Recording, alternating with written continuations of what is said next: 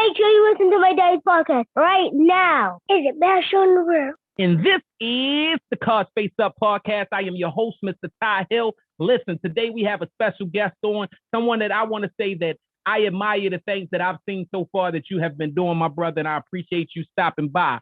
He's a assistant principal, and his name, he's an assistant principal, and he moonlights as a rapper, right? Or are you a rapper that moonlights as an assistant principal? Which one? Rapper first, man. Rapper first. Rapper first. Yeah. I could dig it. Hip-hop all right, first. That's what it is. His name is Vernon Thompson. Vernon Thompson, we appreciate you for coming through, brother. Thank you. Yeah, I appreciate the opportunity, and it's really important to tap in with a city like Baltimore. So it's beautiful to be here. That's what it is. That's what it is, man. I'm a jump just into one of the reasons why I wanted you on this show when I saw what you were doing. You recently dropped a project, and that's how I actually saw you. I don't know how you came up in my Rolodex with it or in my view site, but it was God willing and He made it happen. You feel me? You recently dropped a project that was called Jump. Well, a video that was called Jump, right? Yep. And it was dedicated to the late great Mr. Joe Clark. Those that remember Lean on Me, Joe Clark, you feel me? Rest in peace, Joe Clark, because he passed away, I believe, a couple months ago, right? Yes. Yeah. So for those that don't know Joe Clark, he gained a lot of public attention, not for just the movie, you feel me, but in the 1980s for his unconventional and controversial way of disciplinary actions disciplinary measures as the principal over there at Eastside High. I want to know, the song that you did and the video that you did, you used clips on it like the one with Smalls on the roof and he's telling them to jump off the edge. Why did you choose Joe Clark? Well, I chose Joe Clark in terms of my education. I was a teacher first, and I always landed in some of the roughest situations. And in terms of the high schools that I was placed at as an African-American male educator, these were schools that had the highest drug-related students involved in the drug game, involved in the street game, involved in the street gangs. So you're dealing with the difficult challenges that children are facing in the streets. So when you step into those arenas, your whole mindset is, how can I reform? How can I change the lives of these students? And most importantly, make these schools a place that's conducive for learning. So there was no one better to go back to in terms of philosophy. And I went back to his book, which was called Laying Down the Law, which is a jewel of a book. And it shows you that there's more depth to Joe Clark than just a movie. It wasn't just the Black man that was running around and taking aggressive manners. He was very systematic, and his actions were always systematic, but he understood the total struggle that African-American, brown, and even the poor white students in our cities face that made education a challenge. So if you're gonna step into this arena, you wanna get into the mindset of the best. And for me, Joe Clark was the Michael Jordan of education administration. That was a dope ass answer, man. Yeah. That was a dope answer. And I titled this episode, I think it was Is Tough Love the Way? Yes. Or, and is it the answer? And I meant it because I see so many kids falling victim, and I see a lot of I see tough love missing from a lot of these situations. Me personally, I love Joe Clark and what he stood for. And me and you have spoken, but I don't know if you know, I was also an educator. I was an educator for 4 years in Baltimore City Public Schools. And just like you, we were missing. It wasn't a lot of us, and that's probably the same thing. Yeah, tell the folks what state you're from, or what state you educated. I'm from Bridgeport, Connecticut. Okay. A lot of people know about Bridgeport. A lot of people don't. Bridgeport is about an hour from New York City, about 45 minutes from the Bronx. And we're right in between the Bronx and Boston. which make Bridgeport a prominent drug stop. And that's since the 70s and 80s. So it's always kind of been in the mix. It's become a dumping ground. But in terms of crime, in terms of violence, Bridgeport has a strong reputation for violence and also government corruption. So that's just a reputation of the city. And as you know, with Baltimore, when you combine violence, you combine a struggling education system, you also look at government problems also. Yeah. You see us all over the news for that. Yeah, so very similar, and it's a smaller version of Baltimore. You know, that's is just what it is. Right. And another thing that we connect on is music. You being an artist and a hip hop artist, you know, when I came in teaching, I believe the year was 2012, 2011. I came in as a teacher, and it was some shit that I never even wanted to do. Like, I never thought about doing those type of teaching. Like, it's not my thing at all. Like, I didn't even like school. I got scholarships and shit like that when I went to school. Thanks to genetics, I guess, or, you know, God, whatever he chose to place me with intelligence-wise. But I was just able to do shit that, you know, that put me in good predicaments, good positions, no matter how much I was messing up in the streets and things of sort. I straddled that line of wrong and right. And I want to say I straddled it way too much, because that's something I preach to the kids today to not do. Yes. Because a lot of people that tried to straddle it, it didn't work. You feel me? But I was one of the lucky ones, and I made it through straddling that line of wrong and right. You know, I'm a work a job and I'm a sell dope. Like, it was ridiculous. So many wrong things that I was doing, but I was also doing a lot of correct things as well. When I came into the school system in 2011 and teaching, I stopped music. I think I did maybe one more album or something like that, because I started growing as a human. I started growing as a person, and I wanted to preach, and I wanted to practice. For the first time in my life, I wanted to practice what I was preaching. You know, because even like I said, even no matter what I was doing, I was straddling the line. You know, I could do the positive stuff. I'm a single parent, and I'm hustling and things of sort. I wanted this to be the first time that I was really practicing what I was preaching. And when I'm out there talking to these children, you feel me? I'm working in one of the toughest parts of Baltimore City, which was Cherry Hill. You feel me? And I'm out there preaching to these kids, and they looking up to me. But then I'm doing music that is like dope this, coke that, you know, guns this, guns that. I mean, I'm nice too. I got bars and shit, like, but it felt fake, even though I was speaking my life. It wasn't a current life. Yeah. You know, it felt fraudulent, and it started feeling as though it was negative when, you know, I'm around the same age to the kids that I'm teaching parents. So their parents know me, and they would come to school with my music or something, or say some shit like my name is Hill. Like, they like Mr. Hill, but they would come to class, hey, gutter. Like, Lord, you calling me by my rap, my government, me, my hood name? Like, what the fuck? Like, you know, and those are things that I was up against. How do you deal with that, being a rapper and in a high position in school? You're not just a regular teacher, you're an assistant principal. How do you deal with that? So I'll say first, my prior experience was like yours. And I think you understand so in my early teaching years, it was the same thing as you. I was trying to get in the game. I didn't intend to be an educator.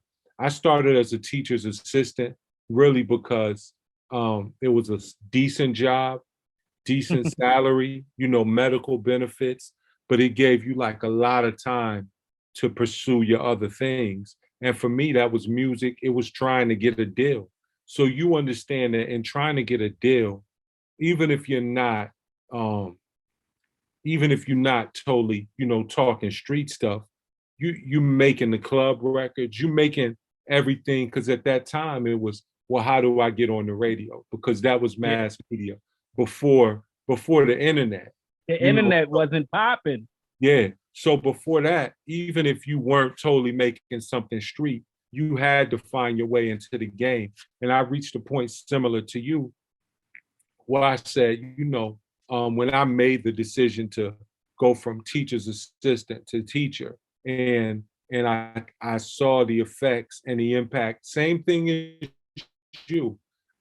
These parents of my age, I felt like I no longer could entertain the clubs and the places that were corrupting, because I saw the effect of the club life and everything else that it was having on the parents that are raising our children.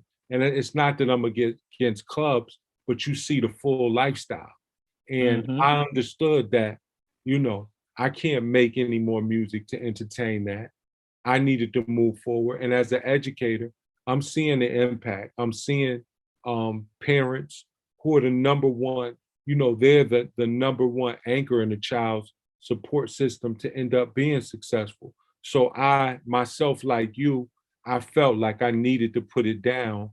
And I really didn't, plan on picking it back up, but I was content.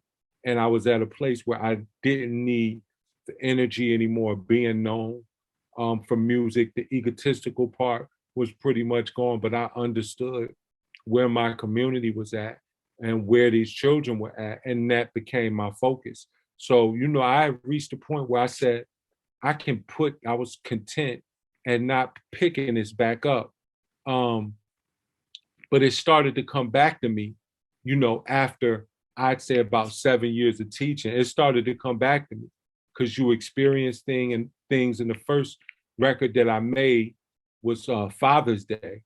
And I was just inspired. This was before I had my own children. But I put my man Quan in there, right? That's with my homie Quan. Shout out to Quan, Don for Quan, formerly Nas's artist. That's what I was about to say. For those that don't know, you feel me? Quan is from Can We Please Have a Moment of Silence with him and Nas and shit. I talked to him a couple weeks ago. That's probably how I came across you. Okay, you feel me? Through him. Yeah. Me, in terms of creativity, me and Quan, we were roommates for about 3 years, and we made music. So Quan is a brother, is a brother to me. So I made the record Father's Day really for a lot of the brothers that I had that were close to me, that were going through challenges, but they were desiring to be in the lives of their children. So I just got inspired by things in life, and I started to create. And I began to find the lane to really, really speak to my community in a way that was different. And I realized that hip hop and its messages, if they're articulated in the correct way, can go further than a lecture and can go further than a speech, and they can touch people in a different way. So I felt it was important. It was important, for me to speak the messages and speak the experience the same way we did before. You know what I mean? I just felt it was vital to speak the language. The thing that I realized was important, me and you, we come from the hip hop generation, and we're always tapped into its growth, its development, to what's happening. And when you are tapped in that way, there's a different type of connection that you have with the youth who are also growing up with hip hop as a major influence. So that I felt it was important and vital for me not to block that voice out, and for students to know I still tap into my artistry, and I'm still tapped into the culture that's influencing them. And for me, I mean, I had a student, and he's a street student. He's into the streets. He came up to me a month ago, and he was just like, "Yo, mister, I like that. You remind me of Benny." He said, "You remind me of Benny the Butcher. You like a Benny the Butcher type." And that's just what the sound was to him. But and that helped me see the importance. I think they will stop. I found that no matter what they're into, they see me in the school system. We connect there, but they stop and they take a listen to what I'm trying to say in that format. And well, what I've realized with the students and just the youth in general is they respect real. You know how we came up under that cloth of real, recognize real. A lot of people said it. Was it as true as we thought back then? We probably just said it because it sounded real slick. But these children, boy, they like that. Somebody said, I don't like Doug. Like, I ain't gonna say I don't like Doug. I'm not a Doug fanatic like a lot of people are Doug fanatics. You feel me? Yeah. But one of my homies told me one time, right? Like the Doug tried to bite him. He's sitting there trying to bite the Doug back. They both look crazy as hell to me. Yeah. And one of my homies was like, "Yo, if a Doug don't like you, they sensing something in you, right?"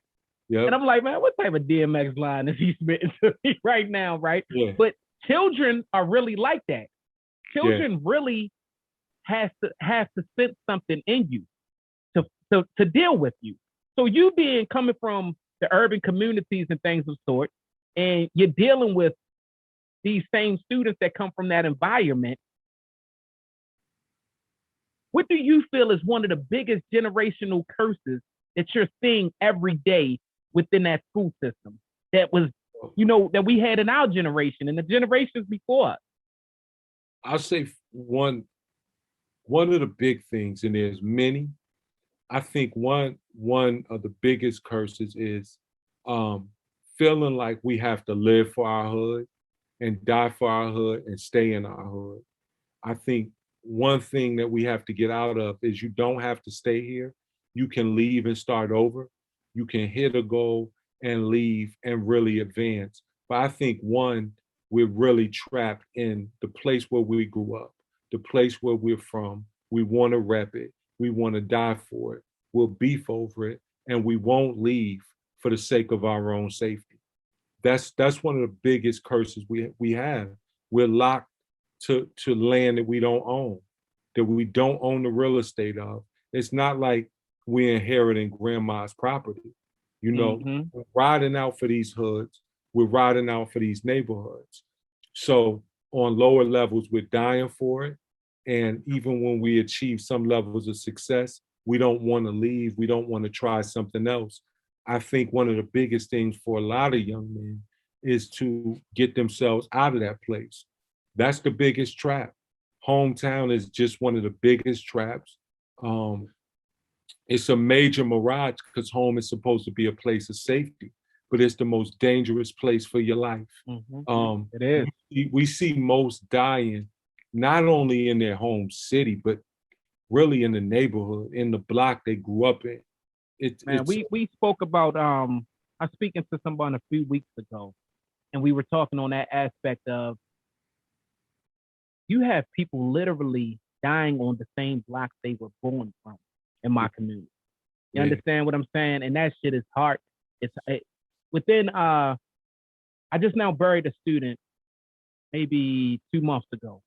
And she committed suicide, straight A student, and whatever she was going through, she committed suicide, and that's something that I never dealt with.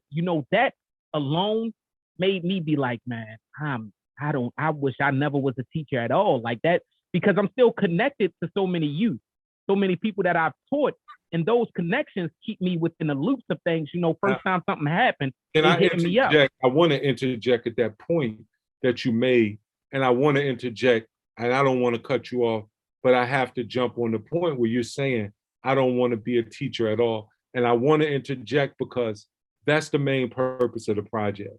Because a lot of people and in our urban cities, a lot of our teachers are not from a Baltimore. They're from outside. They're from a suburban town, a suburban background. And when they tap in to education and they teach in urban districts, they develop a passion for the children, but they never know what they totally signed up for. And the Joe Clark tape is to let you know what you signed up for, not in a negative way, but how you can be a positive factor. Because just like you said, you sign up to be an educator, and you see suicide, you see murders, you see young pregnancy, in terms of the female and our young men. So there's a lot. You're not just coming in to teach. You are impacting lives, but it's serious stuff that you're spending more time with these children than a lot of their parents are. Yeah. And those are some of the things that that I try to make clear. And I regret teaching all the time, but it was the best decision of my life. The connections I've made. I did an episode a few weeks ago that had 3 of my 18-year-old students on there, former students, and just listening to their growth and listening to them, the impact that I had on them when I didn't know. You feel me? And I always tell them, like, shit, man, y'all taught me way more than I taught y'all, because I was still a boy. I'm late 20s, but I was still a boy. I was a father, but I didn't know how to be a man, and stand by those words as I would like to. And just learning, like, to go through school again. Like, every year you go through school again. Like, people don't realize that shit. And when we talk about those generational curses, I agree with what you said. I think one of the worst generational curses that I see is manhood being put out there. That and that's why I love the Joe Clark Project, is because it was on that tough love. So many people don't realize tough love is okay. I'm gonna give it to you raw and rough. You know why? Because the world gonna give it to you rough, and guess what? They're not gonna love you while they do it. They're not gonna love you. It's okay to tell people, yo, you're fucking up. I speak with a urban language, and I speak, but they recognize and they understand that it's coming from a place. I had a child ask me. I had my aunt ask a child. She said, "Why do y'all like him when all he do is cuss and fuss at y'all?" Their response was, "Because we know that's just how he talks, but we know he cares." He the first one to answer. I'm always going to be there, and those are the things that I think one of the worst generational curses in our community is the fact that these people don't have no strong figures to look back to. And that's why I love to see a brother inside the system, because it's needed.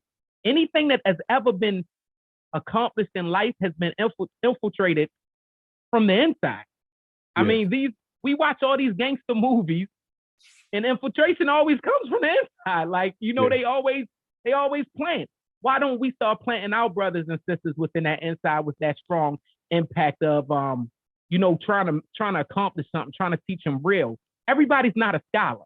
I'm not going to sit here and try to make everybody go to college. I'm not going to sit here and try to do all that. I think you should if you want to. I think you should find a trade if you want to. I just think you need to be able to survive. That's what life is to me. And those were the lessons. I enjoyed that part of teaching way more than I enjoyed teaching. I enjoyed the giving back. I enjoyed my community meetings. I enjoy all of that type of stuff, which I still do, my outreach programs and things of sort. Tough love for you. What is tough love definition for you? And do you get it from everybody else at the school? Well, I think so. This is where I think we're at, and I talk about this a lot. If you looked at Baltimore, if you looked at any city, the number of students who are on that edge, who are tied up in the streets, it doesn't outweigh the number of students who want to do the right thing. The percentages are about 90% to 10%. It's a very small number when you look at the whole of students who are trying to do right, who are willing to do right, versus students who are kind of caught out there. Our issue is just how we deal with the 10%. And if you look at how the system approaches them, the love is tough at the end. Where a father's tough love is, he's not going to wait till you get crazy to discipline you. He's going to discipline you every mistake. And I think when young men are young, there has to be a point where we pull them to the side and we work on a serious intervention to rehabilitate or to put them in a position to be educated, if it's just high school. And then we need to get them in a place that's outside of that environment that has corrupted them. You have to get them out of that space. And that's where the tough love is missing. The tough love is not there because that 10%, there's nothing for them. Just even in terms of, and I'm not saying our juvenile systems have to be hardcore, but they can't pity pat these young men when they're doing serious things in our community that aren't right. You have to sit they have to, what's the name? Not to cut you off, but I totally agree. Our system is soft as fuck on them. Yeah. And sometimes our system is way too hard on them. It's way too hard. It's way too hard after they've pity pat them and pity pat them. That's my thing. Yeah. My problem with this shit is this. My problem is the guidelines they never teach them the real consequences to their actions until it's too late. I always do it like this, you feel me? I always say it's like fucking a virgin having sex for the first time and catching AIDS. Like, damn, I can't get the clap. I can't get it rid of. I can't get some stuff that I could get rid of. Like, but they never teach them no type of seriousness. It's just smack on the hand. I'm gonna release you to your mother. Smack on the hand. I'm gonna release you to your mother. Smack on the hand. I'm gonna release you to your mother. Oh, so now you're 15 years in prison. Like, damn, like, you know, you're not giving them a chance because reality at 16, 17, if you're giving them 10, 15 years, they coming out as grown men. They still haven't learned not a damn thing. You know, and I'm not saying that it ain't needed because these consequences are needed, but this is where I think the community has to step up, and brothers as us, you know, we got to step up and start putting that realness into their life of, yo, this is the consequences, man. You do that, you end up here. I'm telling my kids, my youngest boys is 4 and 6, and I tell them realest consequences ever. And sometimes I feel like I'm too hard on them, but I won't even allow myself to let that thought go further than my mind because I have to. Because this world ain't gonna give a damn to try to shelter them. See, the problem for young in those adolescent years, there's not a lot that you're gonna do. I had no choice but graduate high school. My father didn't give me choices to do certain things, and if he did, I wouldn't have done them. You know, I wouldn't have done them to the degree that he had me doing them. And then you do reach places where your motivation is intrinsic. But I think there has to be a point where we stop, you know, we have to stop pity patting them and put them in a place where, look, we already know that if we throw you back here, what's going to happen? Now we have you in this position and you're going to have to graduate high school. And from there, we have to set up something where you leave this city where you kept getting in trouble and you have this opportunity, be it a skill, be it carpentry, be it starting a business, however we start you. There is no commitment to pulling them out, but you can't keep sending them back to where it's not successful. I've watched young men go to the residential and get their credits, but it's not a long-term placement. I'll be real, I don't 100% have the solution because I don't like the idea of young men being totally in a residential facility for multiple years because they miss out on some social interaction. So I mean, I'm still conceptualizing things, but I do think they have to hit a point where we say, that's it, you're not gonna be allowed to go back over here and do this. Right. You have to stop it and make a demand. Because I had a father, and you know, my father demanded things of me, and somebody has to demand some things of them. And right let me pause your thought real quick.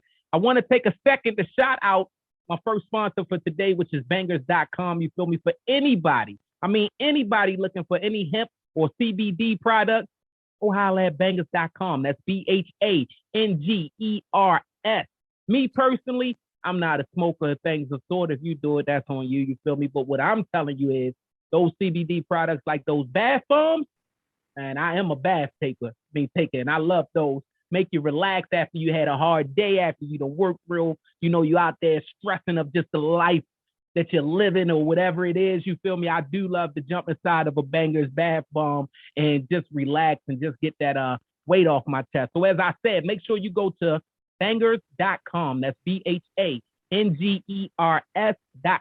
Tell the homie John Crads Face Up sent you. My fault, brother. Let's go. Okay. So, do you think education is valued today as it was in the previous generations. Like, I mean, not even that far previous generations, our generation. Well, I mean, no, my mother's generation, her mother, they pushed everyone to graduate college. They pushed to have graduate degrees. They value having doctorates. So I think there was a different value in African American communities for education. But, you know, Instagram and popular media will show you pieces of success without education.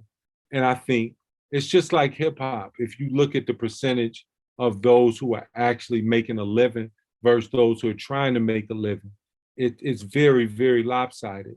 So I think, the images that are out there show you that. I mean, and I don't think you totally need it, but there is some value to education. I think the value of it has definitely declined and decreased because there's no instant gratification, and we're dealing with a community that's thinking about sustaining daily. And when you're thinking about sustaining daily, something that takes a long-term commitment and the successes down the line, it's really, really hard to grab a hold of that. I have a male student now, and we talk, I reach out to him daily, and the steps to success is such a long term. The gratification is an instant. He can't see, the value of, look, I tell him, just start today. Just go to every class today. And he doesn't see where the change will come. And the change doesn't come in one day. It takes time. It takes time and consistent work to now see the fruits of your labor. And in this society where success and the gratification is seen kind of instant. Everything is a quick hustle where there's a big amount coming. The whole PPP loan era we living in, where everybody's looking to tap in big, and they're not willing to really, they don't see the marathon that Nip talked about. You know what I mean? What Nip was talking about is this is a marathon. It's not a sprint.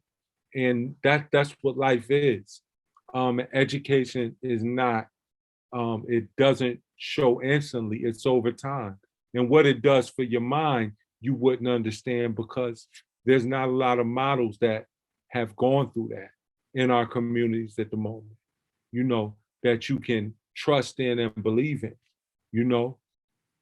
I get you totally. The whole PPE, that was a funny way to put it. Because, I mean, we are in an instant gratification place. I mean, it's just what it is. And it's because we only see final pictures now. And they don't even make that shit. I'm gonna tell you, the rappers is so different today too, because that shit is instant a lot of times too.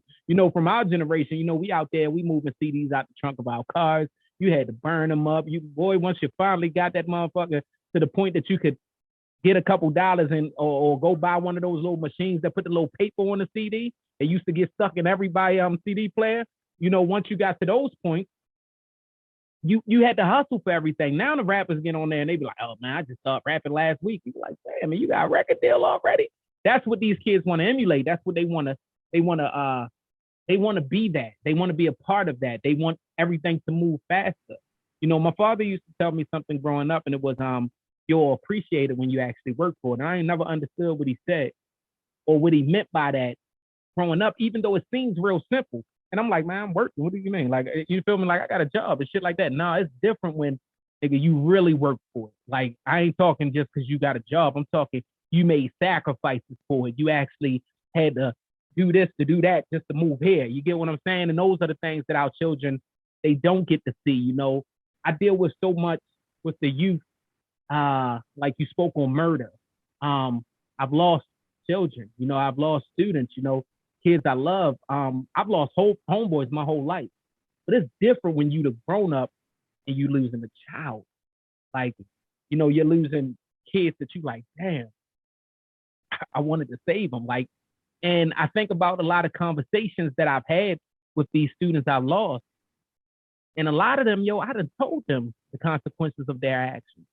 I used to go around their block and shit and talk to them, things of sort. And those things hurt. You feel me? And we out here, we have brothers like you that's releasing. I thought that's why I wanted you on here the most, because I thought it was very important to bring a brother out here who believes that discipline is important, who believes tough love is very needed. You feel me? No offense to the ladies. I love y'all. Y'all know I do. You feel me? LL Cool J, don't make me lick my lip. Anyway, you feel me? We have I argue with the ladies a lot.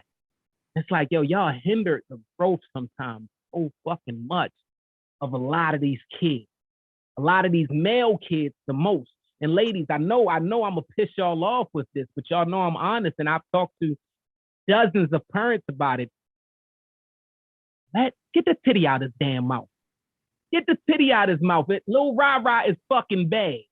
It's okay to let Lil Rah-Rah know he fucking up. It don't mean Lil Rah-Rah, you're a disgrace and you can't change. It means Lil Rah-Rah, I have to make a stance. I have to take a stance right now to make sure you end up where the hell I need you to be. It's okay to not come to his damn defense every chance you get. Let Lil Rah-Rah get a little bit of tough love. Let him understand how this shit feels. Nobody is going to respect it unless they're working for it. That's growth in life. That's things that you obtain in life. That's everything. You have to work for it. I don't take shit from nobody because I enjoy the work that it takes, and I enjoy the appreciation that I feel after I've done it. But it's going to take a community. So if you have a male in your life that's trying to set Lil Rah-Rah right, it's old fucking K to let that male try to set him right, to let him tell him some real game. Man, I used to love them damn programs. The world's so different, man, but I used to love those. We had urban male leadership growing up, and man, the nigga that was running the urban male leadership, that nigga was fucking everybody, mother. Like, this nigga was a hoe, but he was talking some real shit that the boys could relate to. He was still doing him because keep in mind, he's human too. I can't knock his human flaws. That's just his human ways, whatever it is. I can't knock no man. But these are the things that it's okay, mama, to take the titty out of his mouth and let the fathers in their life a little bit that want to do positive. Let the brothers in the community that's trying to do positive. It was a time that the community, no matter who they was, I mean, even the hustlers used to fucking sponsor the basketball team. Like, the world has changed so much. And a lot of times, man, I see mothers, and again, this is not a shot at the mothers. I love y'all all, beautiful queens. I love y'all, but you have to take the titties out of that boy's mouth. You have to. And these girls too, because they out here too. They running the rap. They running wild too. You feel me? They doing a lot of shit too. So I just want to say that, man. What do you want the Joe Clark Project to do? That's what I want to end on. I want to end on that. What is your goal for the Joe Clark Project and Vernon Thompson? My goal for the project was one to give myself an opportunity. I don't even want to say myself, but to have important messages reach our youth in an unconventional way. But I think sometimes, like, I can have conversations, but a lot of the young men, young women I have the conversations with, they don't get to replay them. But they could tap into this project and replay the message and get the message. And a lot of them have been able to do that. Secondly, I thought it was vital for educators to really understand what, I don't want to say what we're up against, but these are the challenges that the students we are attempting to educate or facing before they step into the building. So it's important. Other than them corny ass books that they make for every damn, oh Lord, I used to hate it. Every year, the 2 weeks before school started, I had to go to them dumbass meetings and look at all these corny ass videos of stuff that they're really not. I've never, Johnny, don't do this. Johnny, don't do that. Oh, fuck is. So you wanted to give them some real life. I really wanted to get the real life messages out there.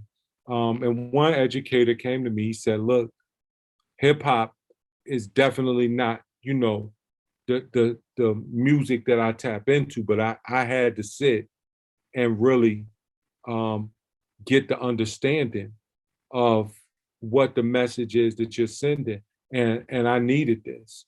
And that was a major thing for me, because this music is based off of the experiences. And as you know, from your time as an educator, there's so many things that you get to see, from the mental health, as you touched on, suicide, depression. You talk about gang violence. You talk about murder. You talk about missing your father. You talk about not having the attention of your mother.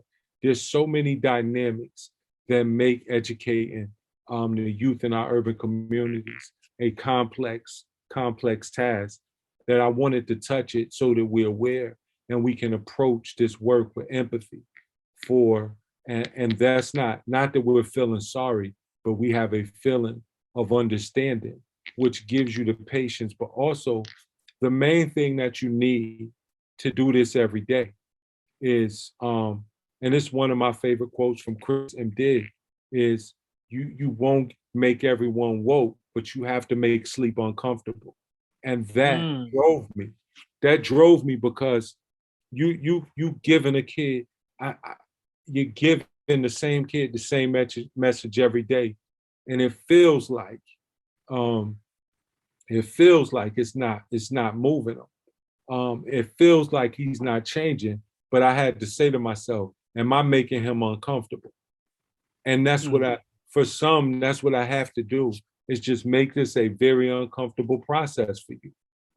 Some of the guys feel like I'm looking for them. Like, yo, you always chasing me. You on my heels. You got to be on my back. And now I'm bumping into you doing the wrong thing. I wasn't looking for you, but I want you to be uncomfortable. I'm not going to let you comfortably be a fool. I'm not going to let you comfortably indulge in your foolery. So yeah, I am going to make it uncomfortable for you here. And the one thing, see, our youth are smart. They want to make you, while they do like the attention, some that want to do what they want to do, want to drive you to just say, you know what, forget it. Forget it. And what does that do for them? They can comfortably indulge in their nonsense. So you have to really be committed on that level. And I have two young men that, they were tired of me, and it was working night school.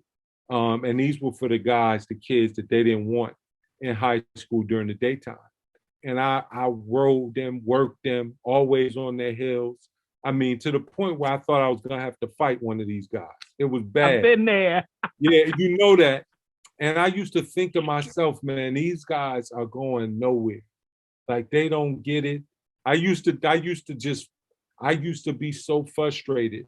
And both of them are doing what they need to do on a high level.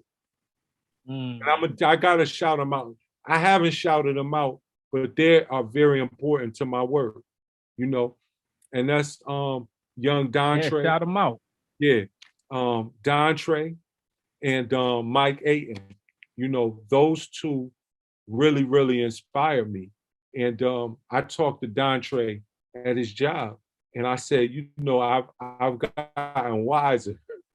I said, I gotten wiser. I don't chase kids all over the place like I used to do y'all. And he said, no, go back to that. Go. And you got to. Yeah. They know the difference. I'm gonna tell you what they know. You know what I learned in my first year of teaching? I learned jealousy is real, no matter how fucking old you are, because I watched other teachers jealous of the connection.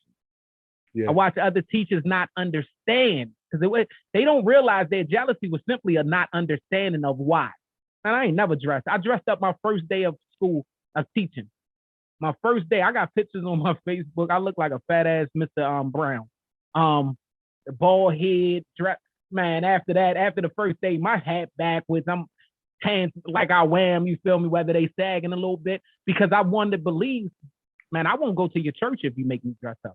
I'm one that believes I get to dress. I could be who I am no matter how I look. I'm a big brother with tattoos. It is. And when I want to dress up and look that part, then I will.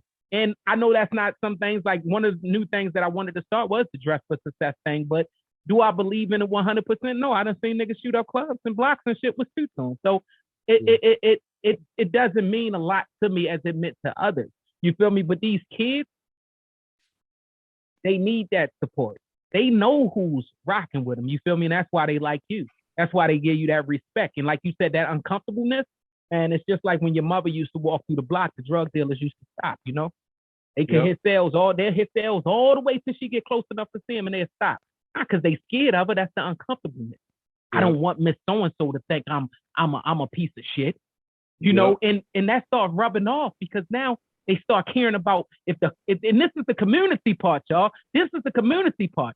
If we got 20, if it's one nigga, if it's just Vernon inside this community that's caring about you, when Vernon come through, everything gonna stop. When Vernon leave, it's not gonna stop. It's gonna go back to normal. But now, what if Lil Ra got Vernon in this community, Mr. Mike in this community, David in this community, Miss Sheila in this community, Miss Tamika, and they all coming through at different times? It's getting uncomfortable for Lil Ra out there. He like, shit, I can't do. We done all been there. You know, that's usually when we left the block, right? We left the block when the shit got so, man, I can't do shit around here. Like, and those are the things that we got to realize. And it's no shot at y'all teachers that's coming from other states. It's no shot at y'all teachers that's coming from these communities that don't really understand the urban communities. But I do want y'all to know this. Oh, we know what's going on with y'all too. We understand that y'all motherfuckers get that payback for those scholarships if you come teach inside these schools. We know that, and these kids know that. You know how they know that? They know that because y'all don't show any interest beyond that fucking textbook that they gave y'all the week before you started school. And they told y'all, if you come up against this situation, you do this. They ain't teach you what to do with Lil Ra when Ra ain't ate for 2 days. They ain't teach you to do with Lil Steven when Lil Steven been raising his brother and sister for the last week because he ain't seen his mother or his father. You know, they didn't teach y'all that shit. That is a natural ability. You know what my vice principal told me? My vice principal told me, my second or third year teacher, she bought a book to me. And it was something crayon, My Color Crayon or something like that. It's one of those popular books or whatever. She wanted me to go get my degree so I could be a vice principal. I'm like, man, I ain't really feeling this. She like, you don't realize anybody can teach. She like, that shit, that's not hard. To connect, that's something that can't be taught. I say that to say this. Vernon, brother, you have a gift. That music that you're doing, I've listened to. That's how I knew the other song that you was talking about. I've listened to it. Brother, you are very, very talented. And I think the route that you're taking to connect with these kids is a very honorable route, and it's a very needed route. You feel me? You're coming to them on their level. Don't no kid want to fucking go to you. They don't want to go somewhere with you that they can never go again. They don't want to go somewhere that's not real to them right now. They want to go to the hood with you. They want to see the trap with you. They want to feel that with you and know that you feel where they actually come from.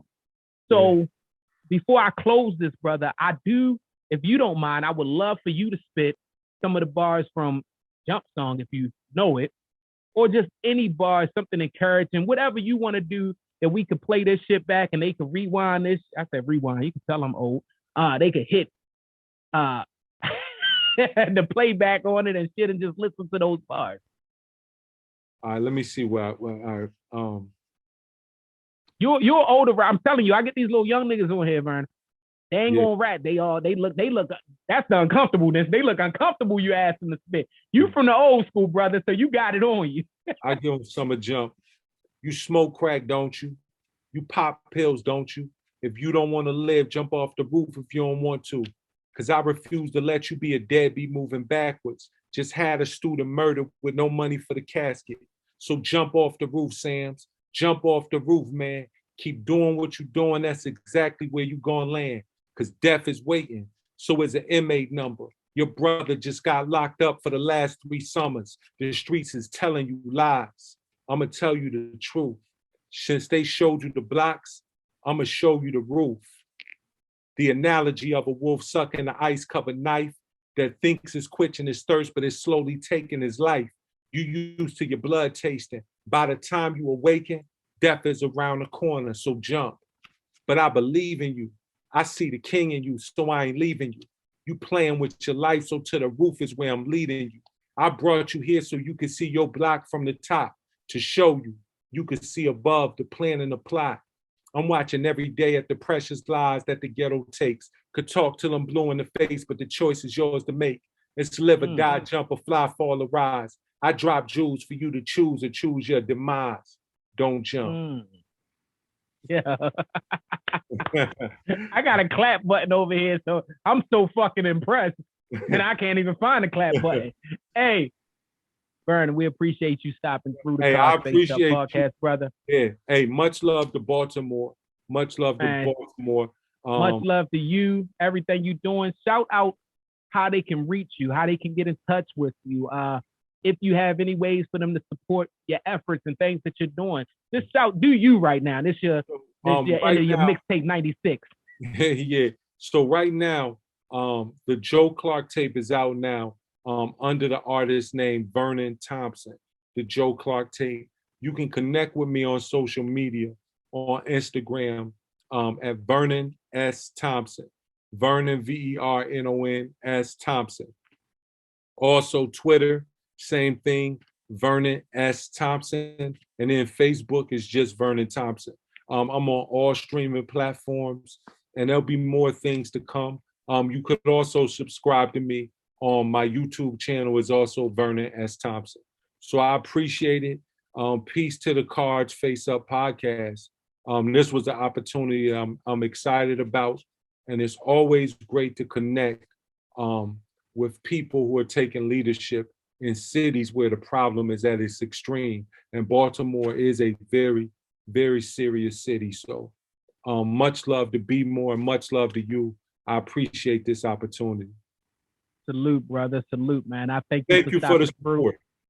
Hey, yo, for everybody listening, y'all know that y'all can go right underneath the video on all platforms, whether you're watching on YouTube or you're listening on any of the hundreds of platforms that we on, Apple, Spotify, Google, all of those places. I'm going to have a link so that y'all can at least go check out Vernon's YouTube page, some of his links as far as how to get the album, things of sort. Before we go, I also want to shout out my last sponsor for today. You feel me? And this is for the homie Vernon, because I see you over there with the beard shining and shit, brother. Holla at one of the local homies over here in Baltimore, you feel me? We got this thing called 5o'clockco.com. 5 o'clock is for your beard care products, you feel me? That's the homie. I'll be on tell them Crads Face Up, man. Tell them Crads Face Up sent you. It's FIVEOCLOCK.co. Go there, get all your beard products, all your natural beard products, black-owned company. The homie is really over there working. I mean, he's so dope that he'll bring the shit outside for you and give it to you right there. So make sure y'all hit him up, man. Hey, this has been a Crads Face Up Podcast. Special guest, Vernon Thompson. Make sure you shout him out. Make sure you check him out. I am your host, Mr. Ty Hill. Peace. Salute.